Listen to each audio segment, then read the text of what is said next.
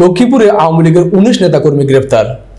লক্ষ্মীপুরে বৈষম্যের বিরুদ্ধে আন্দোলনে গত ৪ আগস্ট ৪ শিক্ষার্থীকে হত্যা মামলায় জেলা আওয়ামী লীগের কৃষি বিষয়ক সম্পাদক শিমুল ভূঁইয়া সহ ও লাহারকান্দি ইউনিয়ন আওয়ামী লীগের সভাপতি সাইফুল ইসলাম মুরাদ, আওয়ামী লীগ, যুবলীগ ও নিষিদ্ধ ছাত্রলীগের নেতাকর্মী সহ ২১ জনকে গ্রেফতার করা হয়েছে।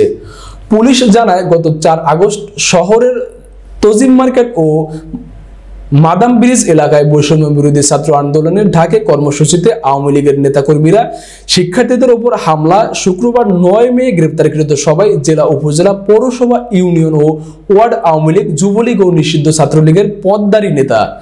লক্ষ্মীপুর সদর মডেল থানার ভারপ্রাপ্ত কর্মকর্তা ওসি আব্দুল মুন্নাফ বিষয়টি নিশ্চিত করে বলেন, গুলিতে ৪ শিক্ষার্থী সাদ আলম, আফনান, কাউসার হোসেন, বিজয়, সাব্বির হোসেন ও ওসমান গনি নিহত হয়।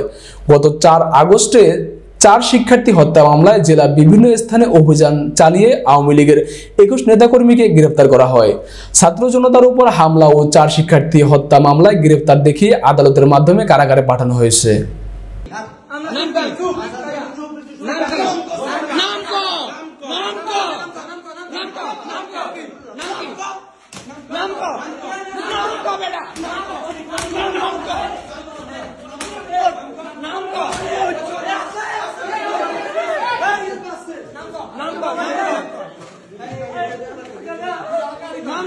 কোন অনুশোচনা নাই।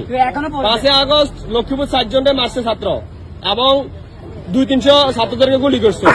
এরপর আপনি এখনো পর্যন্ত প্রতিনিয়ত জয় বাংলার আওয়ামী লীগের প্রত্যেক দিন আপনার ১৭ ঘন্টা আগে পোস্ট আছে, আওয়ামী লীগের এখন ১৭ ঘন্টা আগে শেয়ার আছে। ঝামেলা করার দরকার নেই, ঝামেলা করার দরকার নেই, ঝামেলা করার দরকার নেই,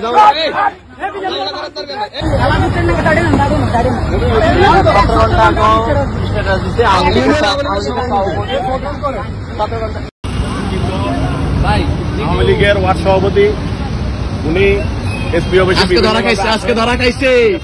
পুলিশকে বিতর্কিত করার জন্য এসপি অফিসে আসে, বিচার করে, আজকে ওনাকে ধরাই দেওয়া হলো।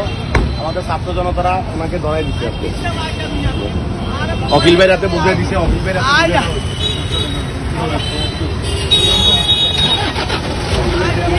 সে এসপি অফিসে মানে সালিশ কর কত বড় অধিকার তার দিছে।